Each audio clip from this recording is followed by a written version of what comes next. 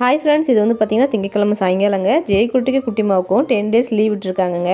எப்படா half yearly exam வரும், எப்படா எக்ஸாம் முடியும், லீவ் விடுவாங்கன்னு 2 பேரும் ரொம்பவே எதிர்பார்த்துட்டு இருந்தாங்க.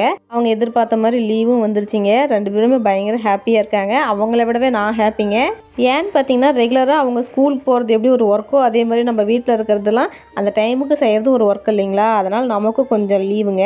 இதுக்கு மேலே ஒரு 10 டேஸ் கொஞ்சம் லேட்டாக கூட எந்திரிக்கலாம், லேட்டாக கூட சமைக்கலாம், ஒன்றும் பிரச்சனை இல்லை. ஜெயக்குட்டி வந்து பார்த்திங்கன்னா குட்டிமா மேலே பயங்கர பாசமாக இருப்பான். குட்டிமாவும் அப்படிதாங்க. எந்த அளவுக்கு 2 பேரும் அன்பாக இருக்காங்களோ அந்த அளவுக்கு 2 பேருமே சண்டையும் பண்ணிக்குவாங்கங்க. அதெல்லாம் சின்ன சின்ன சண்டை. நாமளும் சின்ன பிள்ளைங்களா இருக்கும்போது எப்படி இருப்போமோ அதே மாதிரி தாங்க அவங்களும்.